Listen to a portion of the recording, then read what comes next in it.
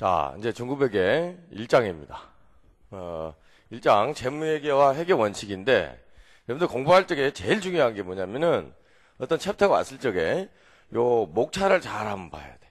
이 챕터가 어떻게 구성이 됐는지 그거를 확인을 해야 나중에 기억하기가 쉬워요. 어차피 우리가 공부하는 게 이게 숙달을 시키고 기억을 하는 건데, 이게 스토리를 알고 있어야 여러분들이 기억을 하기 쉽다 하는 거. 자, 1장은 내가 어떤 생각을 갖고 구성을 했냐면은, 자, 우리 회계를 뭐라고 얘기하죠? 정보 이용자에게 정보를 제공하는 것이다 하는 거. 그럼 회계를 정보 이용자에 따라서 크게 뭘로? 재무 회계하고 관리 회계로 구분을 한다 하는 거.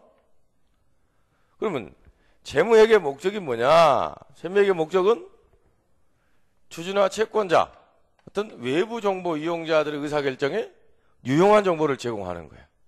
그러면 이런 재무회계 목적을 달성하기 위해서는 그러한 정보를 제공하는 일정한 보고 수단이 있어야 되겠다. 그런 수단을 보고 우리 뭐라고 한다? 재무제표다 이런 얘기. 그런데 이 재무제표가 정보 이용자들 의사결정에 유용하게 사용되기 위해서는 이거를 만드는데 일정한 기준이 있어야 되겠다. 그러한 기준을 보고 일반적으로 인정된 회계원칙이다 이렇게 얘기를 하는 거예요. 회계원칙의 정의, 특징, 또 회계원칙을 만드는 과정에 대해서 쭉 설명을 해놨어요. 자, 1장은 이런 형태로 구성이 되어 있다는 거 여러분들 한번 기억을 하시기 바라고. 자 1절에 회계의 의의인데 제일 먼저 설명이 된 게 회계 정보 이용자 또는 이해관계자 뭐 이렇게 해도 되고, IFR에서는 용어를 재무보고서의 이용자다. 최근에 개정된 2011년 12월에 개정된 개념체계에 의해서 보면은 재무보고서 이용자다 이렇게 얘기하는데, 여기서는 그냥 재무보고서를 재무제표로 이해를 해요. 그렇게 해가지고 지금 분류를 어떻게 했냐면은 투자자, 대여자 및 기타 채권자, 일반 대중, 경영진, 감독당국, 종업원 뭐 이렇게 있는데, 이들 중에 가장 주된 정보 이용자는 투자자, 대여자 및 기타 채권자, 경영진이죠.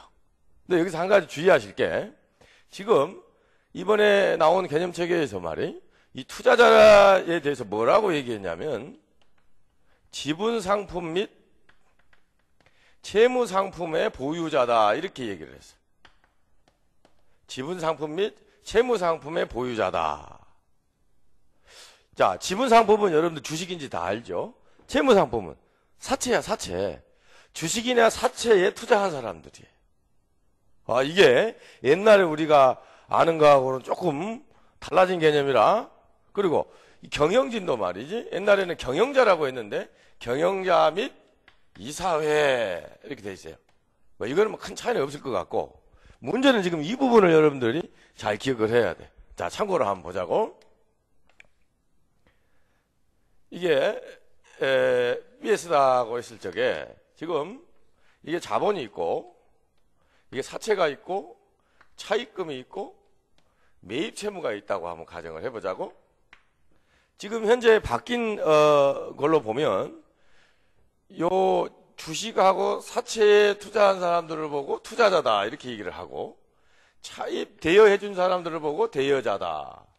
그 다음에 매입 채무 같은 이런 거래처를 보고 기타 채권자다 이렇게 지금 분류를 했어요. 그러면 과거에는 여러분들 어떻게 했겠어? 자, 이 상태 잘라가지고 과거에는 주주, 채권자 이렇게 분류를 했단 말이에요, 이게. 그래서 옛날에 지금 우리 정보 이용자 분류하는 거하고 지금 현재 바뀐 개념체계 IFRS에서 정보 이용자 분류하는 거하고 뭐 이런 차이가 있으니까 여러분들 이거 한번 참조를 해보시고. 자, 어찌됐건 정보 이용자는 많지만 주된 정보 이용자는 투자자, 대여자 및 기타 채권자, 경영진이다 하는 거. 그러면 회계 정보 이용자, 회계의 정의인데, 이거는 저런 정보 이용자의 의사결정에 유용한 경제적 정보를 식별, 책에 보면 측정, 전달하는 과정이다 이렇게 얘기를 했죠. 이거를 그냥 한마디로 유용한 정보를 제공하는 거다. 정보 이용자 의사결정에 유용한 정보를 제공하는 것이다. 뭐 이거는 뭐 회계 올 때부터 여러분들이 다 공부를 한 거니까 그렇게 이해하고, 그 다음에 이제 회계의 사회적 역할인데 이걸 기능이라고도 표현도 하고 사회적 역할이라고도 하고 그래요. 자, 세 가지야. 경제적 자원의 효율적 배분, 두 번째로 수탁 책임에 관한 보고, 세 번째로 기타 얘기인데, 먼저 한 가지씩 보면 말이에요. 경제적 자원의 효율적 배분이다 하는 얘기인데, 자, 투자자나 대여자들은 생산성이 높은 기업에 투자를 하려고 한단 말이에요. 근데 회계 정보가 없으면 어떤 기업이 생산성이 높고 어떤 기업이 생산성이 안 좋은지 그걸 알 길이 없어. 근데 이렇게 회계 정보가 제공이 되면 그로 인해서 어떤 기업이 생산성이 높은지 알게 되고 그런 기업에 투자를 하게 된다 그 말이에요. 그렇다면 이 한정된 경제적 자원이 생산성이 높은 기업에 투자가 돼서 효율적으로 배분이 되게 된다. 응? 마찬가지.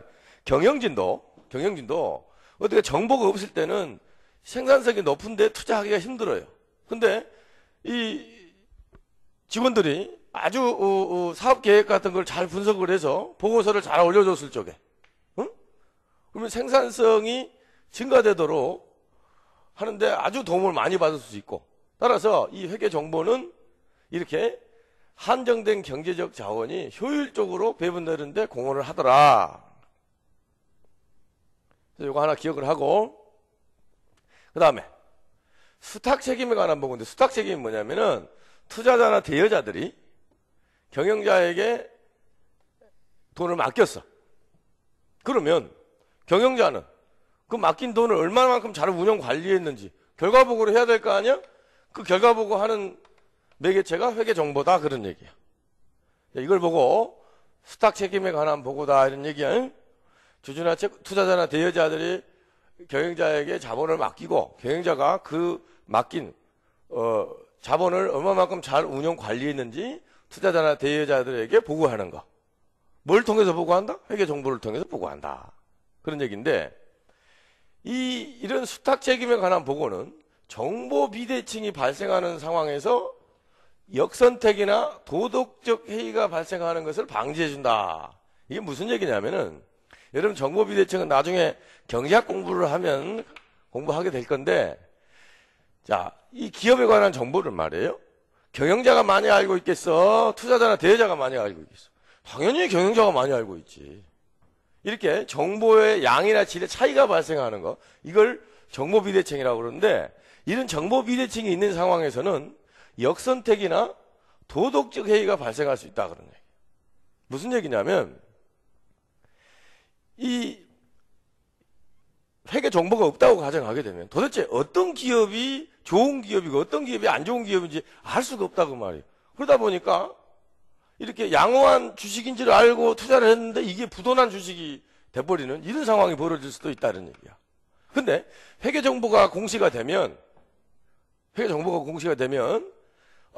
어떤 기업이 좋은 기업인지 금방 판단이 되기 때문에 이 역선택을 방지할 수 있게 해준다 하는 얘기예요. 정보 비대칭이 발생하는 상황에서 회계 정보가 없는 상태에서는 역선택이 발생할 수가 있는데 회계 정보가 공시됨으로써 그걸 방지해준다 하는 거. 마찬가지 은행들도 말이에요. 은행들도 기업에 대출을 해줬는데 이놈이 제대로 대출을 받아서 생산적인 활동에 사용을 했느냐 알 길이 없단 말이야. 회계 정보가 없으면. 근데 회계 정보가 제공이 되면 이 돈을 어떻게 사용했는지 금방 알 수가 있기 때문에 이 차입금을 방만하게 사용하는 이런 모랄 해저드라고 그러죠. 도덕적 해이가 발생하는 것을 방지해준다. 이런 얘기예요. 기타 노사 간의 임금 협약을 할 적에도 회계 정보가 중요한 기능을 하는 거고, 종업원들이 이만큼 많이 남았으면 이익이 남겼으면 우리한테 상여금을 더 많이 줘야 될 거 아니냐. 앞으로 또 임금을 올려줘야 될 거 아니냐. 이런 임금 협약 할 때 자료를 사용될 수 있고, 또 세금이나 공공재금 책정과 같은 국가 정책에도 유용하게 사용될 것이다 하는 얘기예요.